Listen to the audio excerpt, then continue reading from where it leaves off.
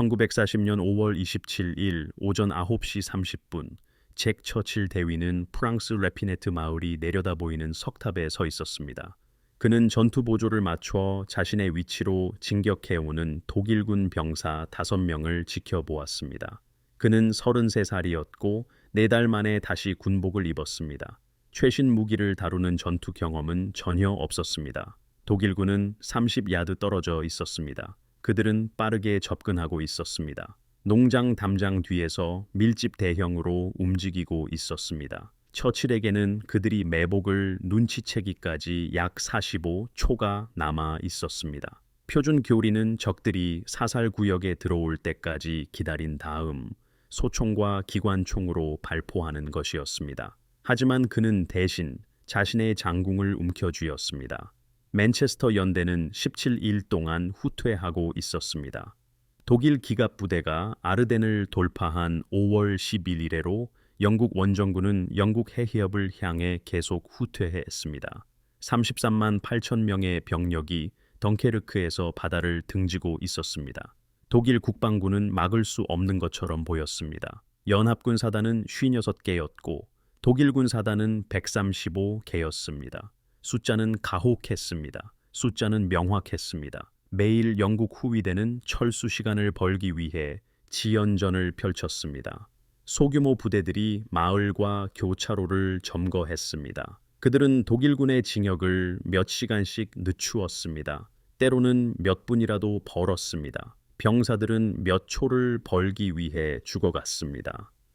파드칼레의 베트윈 근처에 있는 레피네트는 그러한 장소 중 하나였습니다. 평범한 마을이었습니다. 몇 채의 석조 건물과 교회 탑, 그리고 농장 벽들이 있었습니다. 하지만 그곳은 독일군에게 필요한 도로 위에 있었습니다.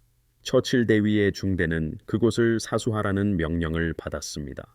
적의 진역을 지연시킨 다음 어둠을 틈타 철수해야 했습니다. 문제는 독일군 순찰대가 사방에 있었다는 것입니다. 그들은 방어선을 정찰하고 있었습니다. 약점을 찾고 있었습니다. 이제 한 순찰대가 다가오고 있었습니다. 5명의 병력이었습니다. 1명의 하사관이 선두에 서고 4명의 소총수가 뒤를 따랐습니다. 그들은 빠르게 움직였습니다. 경계태세를 갖추고 무기를 준비했습니다. 그들은 이전에도 이러한 작전을 수행해 보았습니다. 처칠은 탑에서 그들을 지켜보았습니다.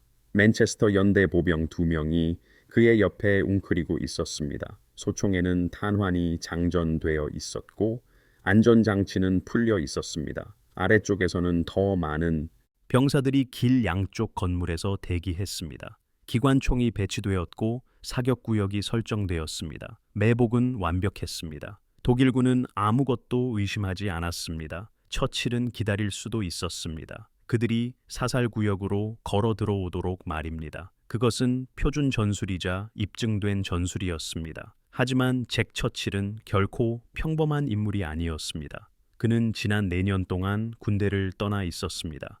나이로비에서 신문 편집자로 일했고 런던에서는 남성 모델로 활동했습니다. 영화에서 백파이프를 연주하고 세계 양궁 선수권 대회에도 출전했습니다. 1939년 오슬로 대회에서 그는 26번째 순위를 기록했습니다. 인상적인 성적은 아니었지만 샌드허스트 시절부터 활은 그의 손에 있었습니다. 14년간의 연습이었습니다. 지금 그의 등에 메어져 있는 장궁은 6피트 높이였습니다. 80파운드의 장력을 가졌고 화살통에는 20발의 화살이 들어있었습니다. 그는 후토의 기간 내내 이 활을 가지고 다녔습니다. 오토바이를 타고 진지 사이를 이동했습니다. 활은 오토바이 프레임에 묶여 있었습니다. 노획한 독일군 장교의 모자가 헤드라이트에 걸려 있었습니다. 동료 장교들은 그가 미쳤다고 생각했습니다. 그의 부하들은 그가 두려움이 없다고 여겼습니다. 진실은 처칠이 전쟁에서 무언가를 잃어버렸다고 믿었다는 것입니다. 명예, 전통, 그리고 개인적인 요소가 그것이었습니다. 현대 전투는 산업적이고 비인간적이었습니다. 병사들은 한 번도 본 적 없는 사람들을 죽였습니다. 대포, 기관총, 전차들이 사용되었습니다. 처칠은 적의 눈을 직접 보고 싶어 했습니다. 사거리는 30야드였습니다.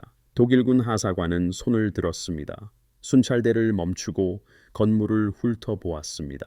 그는 무언가 의심했습니다. 25야드였습니다. 처칠의 부하들은 긴장했습니다. 방가쇠에 손가락을 얹었습니다. 하사관이 몸을 돌리기 시작했습니다. 부하들을 후퇴시키기 위해서였습니다. 지금이 아니면 기회는 없었습니다. 처칠은 온몸을 쭉 폈습니다. 장궁을 당겨 시위의 쇠민을 화살을 끼웠습니다. 그는 분명하게 말했습니다. 이 화살로 저 첫 번째 병사를 쏘겠다고 했습니다. 준비하라고 지시했습니다. 그 화살은 28인치 길이였습니다. 참나무, 몸통과 강철, 광두촉, 그리고 거위, 깃털로 만들어졌습니다. 하나의 유려한 동작이었습니다. 10,000번도 넘게 연습한 동작이었습니다. 왼발을 앞으로 내딛고 오른손은 뺨에 댔습니다. 활을 당기고 지지하며 조준했습니다. 하사관이 고개를 들었습니다. 그는 탑을 보았습니다. 처치를 보았고 활을 보았습니다. 그의 뇌는 이 상황을 이해하려고 애썼습니다. 활이라고요? 1940년에 그가 소리치기 위해 손을 올리려던 순간 화살이 그의 목 아래 부드러운 부분에 명중했습니다. 그는 땅에 쓰러지기도 전에 죽었습니다. 나머지 4명의 독일군은 아마 이 초 정도 얼어붙었습니다. 처칠의 부하들이 소총 사격을 시작했습니다. 측면 건물에 있던 기관총들이 순찰대를 덮쳤습니다. 예광탄이 날아가고 벽돌 먼지가 일었습니다. 비명소리가 들려왔습니다. 3명의 독일군이 즉시 쓰러졌습니다. 1명은 도망치려 했습니다. 처칠은 이미 다른 화살을 시위에 메웠습니다. 활을 당겨 발사했습니다. 그 독일군 병사도 쓰러졌습니다. 매복 작전은 15초 만에 끝났습니다. 처칠은 탑에서 내려왔습니다.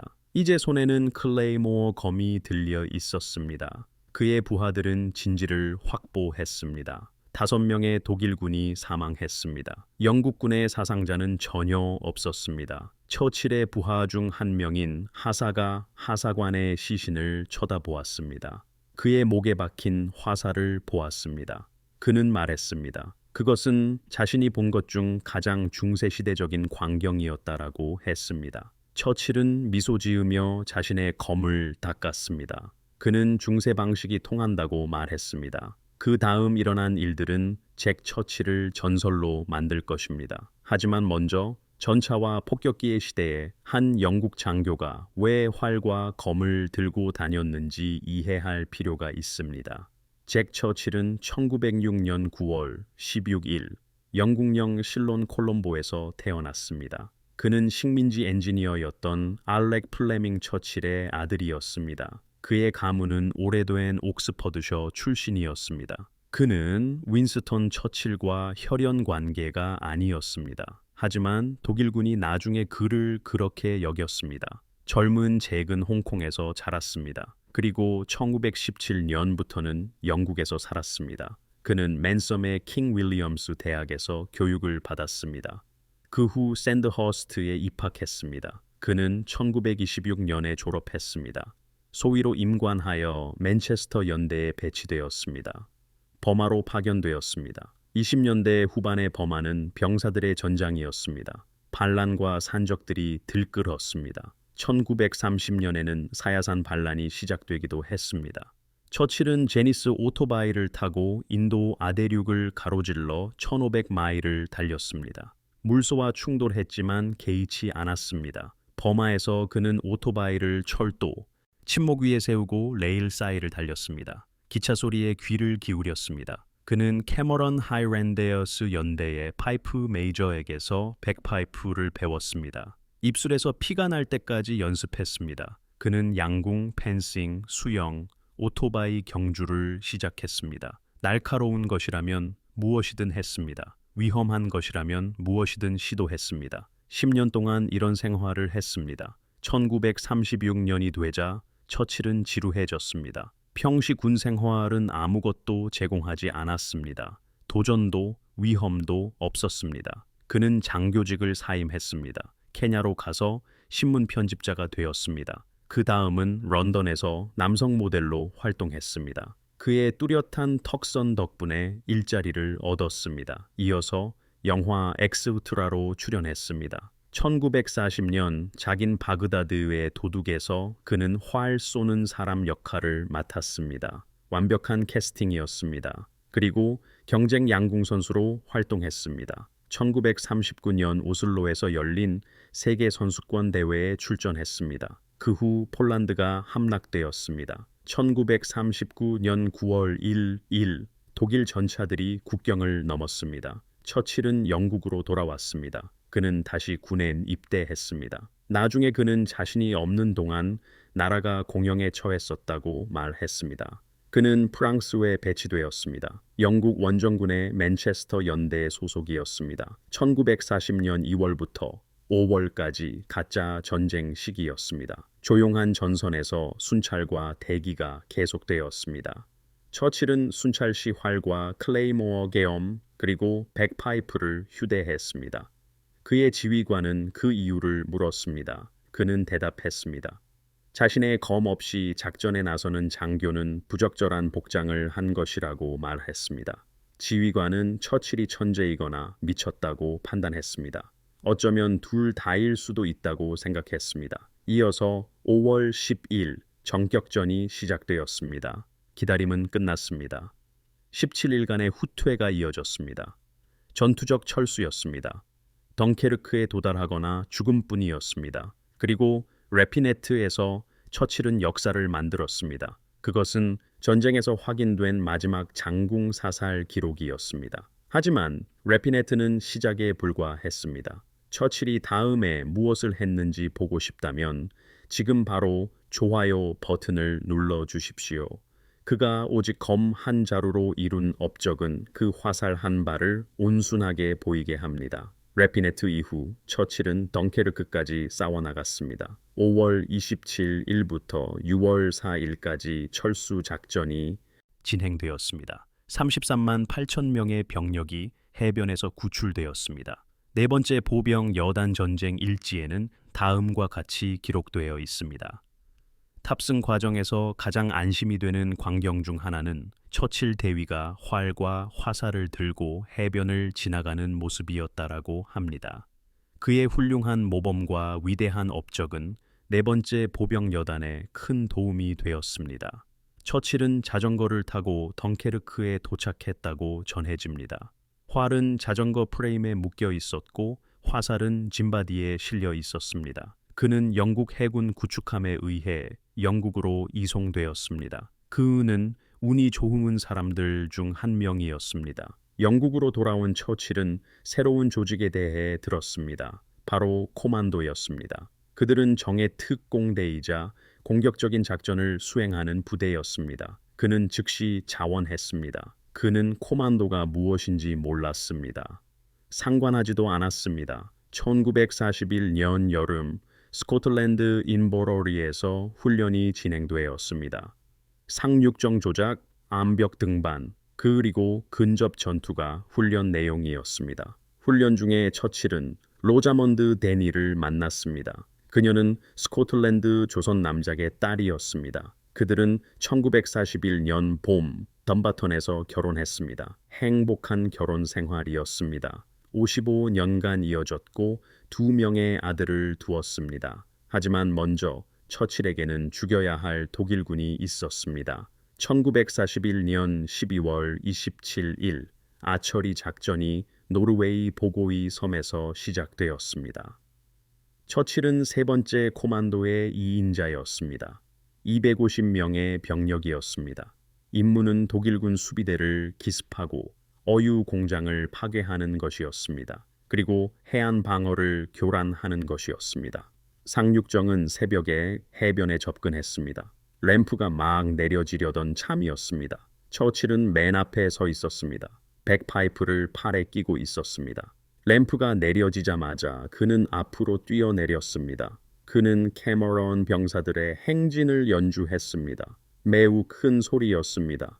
이어서 수류탄을 던졌습니다. 그리고 자신의 클레이모어 검을 뽑았습니다. 그 다음 비명을 지르며 독일군 진지로 돌격했습니다.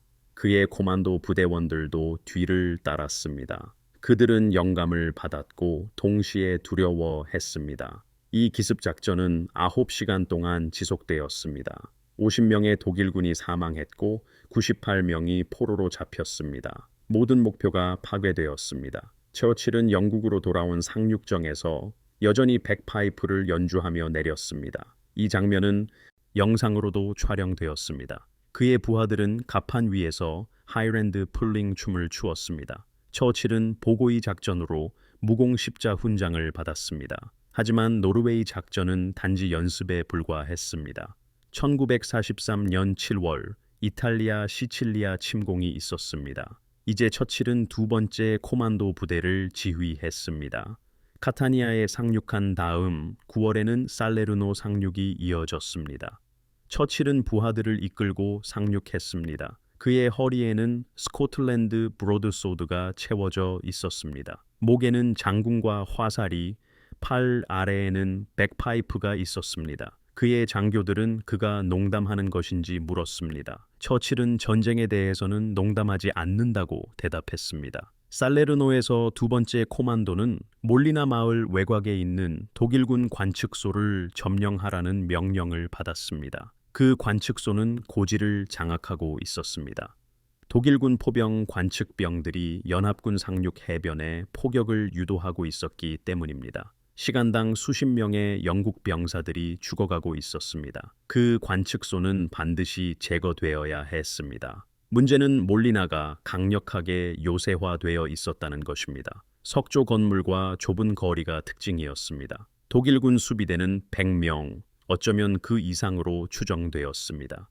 처칠에게는 43명의 코만도 병력밖에 없었습니다. 숫자는 맞지 않았습니다. 처칠은 숫자에 개의치 않았습니다. 1943년 9월 14일 밤, 시간은 오전 2시였습니다. 처칠과 한 명의 하사관이 주 코만도 진지에서 몰래 빠져나왔습니다. 그 하사관의 이름은 역사에 남아있지 않습니다. 2명의 병력이었습니다. 그들은 독일군 점령 지역을 소리 없이 이동했습니다. 목표는 독일군 병사들이 참회에 숨어있던 마을 중심부였습니다. 처칠은 클레이모어 검을 들었고 하사관은 소총을 들었습니다. 그들은 어둠 속을 움직였습니다. 달은 없었고 오직 독일군 보초병들의 담배 불빛에 의지했습니다. 그들은 독일군 목소리를 들을 수 있을 만큼 가까이 다가갔습니다. 웃음소리와 카드패를 돌리는 소리가 들렸습니다. 처칠은 검을 뽑았습니다. 하사관은 소총을 들었습니다.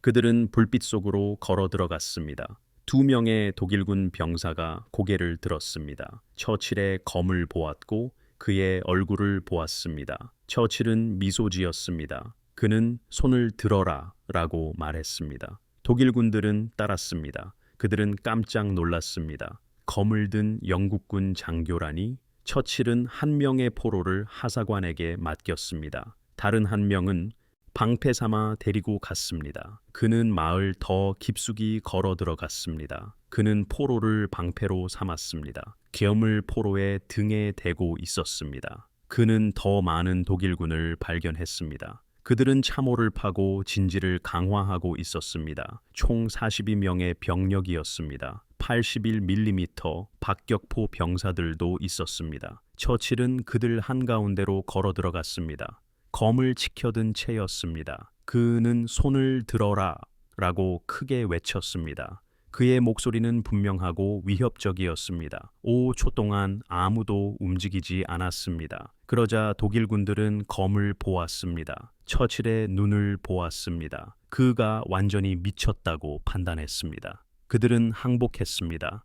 42명 모두였습니다. 그들의 무기와 박격포 그리고 탄약까지 함께였습니다. 처칠은 그들을 독일군 진지를 통해 다시 행군시켰습니다. 포로들은 자신의 무기를 들고 있었습니다. 부상자들은 수레에 실어 끌고 갔습니다. 나중에 처칠은 그것이 나폴레옹 전쟁 시대의 한 장면 같았다고 말했습니다. 그는 그 행동으로 수훈 훈장을 받았습니다. 하지만 시칠리아는 처칠의 마지막 전투가 아니었습니다. 1944년 5월 유고슬라비아의 브라치 섬이었습니다. 그곳에서 티토의 빨치산 부대를 지원하여 독일 점령군에 맞섰습니다. 처칠은 상륙 습격을 준비했습니다. 그는 1500명의 빨치산 대원과 제40 코만도 그리고 제43 코만도를 조직했습니다. 상륙은 저항 없이 이루어졌습니다. 그러고 나서 모든 것이 잘못되었습니다. 빨치산 대원들은 독일군의 포진지를 발견했습니다. 그들은 다음 날 아침까지 공격을 미루기로 결정했습니다. 처칠은 반대했습니다. 명령은 즉시 공격하라는 것이었습니다. 빨치산 대원들은 거부했습니다. 그럼에도 불구하고 처칠은 공격했습니다. 그와 6명의 코만도 대원이었습니다. 이들은 약 200명으로 추정되는 독일군 중대에 맞섰습니다. 그들은 목표 지점에 도달했습니다. 그리고 고지를 점령했습니다. 그때 독일군 박격포가 불을 뿜었습니다. 한 발의 포탄이었습니다. 그것은 직격탄이었습니다. 6명의 코만도 대원이 즉사하거나 부상을 입었습니다. 처칠은 백파이프로 Will ye no come back again을 연주하고 있었습니다. 폭발은 그를 기절시켰습니다. 곧이어 수류탄과 파편이 터졌습니다. 그는 뇌진탕을 겪었습니다. 그는 독일군 병사들에게 둘레어싸인 채 깨어났습니다. 그들은 그가 윈스턴 처칠과 관련이 있다고 생각했습니다. 그의 이름과 전설 때문이었습니다. 그는 관련이 없었습니다. 하지만 독일군은 그의 말을 믿지 않았습니다. 그들은 그를 신문을 위해 베를린으로 보냈습니다. 이후 작센하우젠 강제 수용소로 끌려갔습니다. 1944년 9월이었습니다. 처칠과 한 명의 영국 공군 장교는 철조망 아래를 기어갔습니다. 그들은 버려진 배수구를 통해 탈출했습니다. 그들은 발트해 연안을 향해 걸었습니다. 총 150마일의 거리였습니다. 그들은 로스토크 근처에서 다시 붙잡혔습니다. 이후 오스트리아의 다른 수용소로 보내졌습니다. 1945년 4월이었습니다. 전쟁은 끝나가고 있었습니다. SOS는 저명한 수감자들의 대량 처형을 계획하고 있었습니다. 비샤르트 폰 알벤슬레벤이라는 독일 육군 대위가 움직였습니다. 그는 처칠을 포함한 140명의 수감자를 보호했습니다. SOS는 후퇴했습니다. 처칠은 베로나까지 93마일을 걸었습니다. 그는 발목이 부러진 상태였으며 혼자였습니다. 그는 미군 병력을 만났습니다. 그리고 버마로의 수송을 요구했습니다. 그는 일본군과 싸우고 싶었습니다. 하지만 그가 태평양 전선에 도착했을 때 이미 원자폭탄이 투하된 뒤였습니다. 히로시마와 나가사키에 원자폭탄이 떨어졌습니다. 일본은 항복했습니다. 처칠은 실망했습니다. 그는 불평했다고 전해집니다. 미국인들만 아니었다면 전쟁을 10년 더 지속할 수 있었을 것이라고 말입니다. 전쟁 후 처칠은 팔레스타인에서 복무했습니다. 1948년 하다사 호송대 학살 사건이 발생했습니다. 예루살렘의 한 병원에서 유대인 의사와 환자들이 인질로 잡혔습니다. 처칠은 구조 작전을 이끌었습니다. 500명이 구출되었습니다. 그는 검은 가시 지팡이를 들고 이렇게 말했습니다. 사람들은 당신이 그들을 향해 미소 짓는다면 총을 쏠 가능성이 더 적다고 말입니다. 그는 1959년에 육군에서 은퇴했습니다. 계급은 대령이었습니다. 그는 2개의 수훈 훈장과 군사 십자 훈장, 그리고 그 부수 훈장을 받았습니다. 그는 서리에서 정착했습니다. 서핑을 시작했으며 자신만의 보드를 디자인했습니다. 그는 3번 강이 해일파를 서핑한 최초의 사람이었습니다. 그는 또한 증기선을 복원했습니다. 스피드 트라이얼에서 오토바이를 타기도 했습니다. 그는 매일 저녁 기차 창밖으로 자신의 서류 가방을 던졌습니다. 그의 집은 기찻길 옆에 있었습니다. 그는 역에서 가방을 들고 다닐 필요가 없다고 생각했습니다. 그는 1952년 영화 아이반호에 출연했습니다. 워윅성에서 궁수로 출연했습니다. 그것은 그에게 아주 자연스러운 역할이었습니다. 잭 처칠은 1996년 3월 8일에 사망했습니다. 그의 나이는 89세였습니다. 그는 영국 서리에서 생을 마감했습니다. 그는 아내 로자먼드를 남겼습니다. 2 아들 말콤과 로드니도 있었습니다. 그는 대부분의 전우들보다 수십 년을 더 살았습니다. 그의 장례식은 틸포드의 올 세인츠 교회에서 거행되었습니다. 그는 최고의 군사 예우를 받았습니다. 백파이프가 연주되었습니다. 그는 자신의 클레이모어와 함께 묻혔습니다. 오늘날 처칠은 왕립해병대 박물관, 제국전쟁 박물관, 그리고 국립육군박물관에서 기억되고 있습니다. 그의 장궁은 만약 남아 있었다면 아직 발견되지 않았습니다. 그의 클레이모어는 그의 가족에게 전해졌습니다. 왕립해병대 코만도 훈련 센터의 훈련 교범은 여전히 처칠의 습격을 언급합니다. 그것들은 공격적인 리더십의 예시로 제시됩니다. 그것은 활 때문도 아니었고 백파이프 때문도 아니었습니다. 그것은 그의 대담함 때문이었습니다. 패배를 받아들이지 않는 그의 태도 때문이었습니다. 모두가 후퇴하려 할 때 돌격하려는 그의 의지 때문이었습니다. 현대 특수부대들은 살레르노 전투를 연구합니다. 한 장교가 칼로 42명의 적군 병사를 사로잡은 사건입니다. 이것은 통하지 않아야 할 전술입니다. 전술적으로는 미친 짓이었습니다. 하지만 처칠은 인간의 심리에 대해 무언가를 이해하고 있었습니다. 그것은 바로 두려움에 대한 것이었습니다. 칼을 든 남자는 예측 불가능하기 때문에 정확히 더 무섭습니다. 그는 현대 전쟁에 존재해서는 안 되는 존재이기 때문입니다. 몰리나의 독일군은 칼에 항복한 것이 아니었습니다. 그들은 칼을 든 미치광이에게 항복했습니다. 처칠의 유산은 현대 전쟁에서 중세시대의 무기에 관한 것이 아닙니다. 그것은 리더십에 관한 것입니다. 또한 영감에 관한 것입니다. 전장에서 당신의 존재감을 느끼게 하는 것입니다. 그의 부하들은 그가 항상 먼저 나섰기 때문에 그를 따랐습니다. 모든 전투에서 그랬습니다.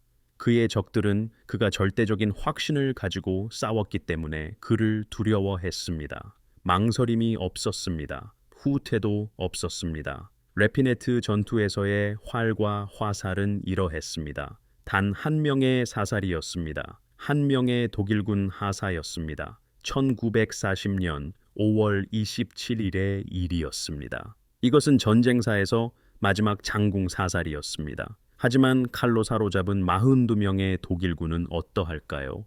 노르웨이에서의 습격 작전은 어떠할까요? 강제 수용소에서의 탈출은 어떠할까요?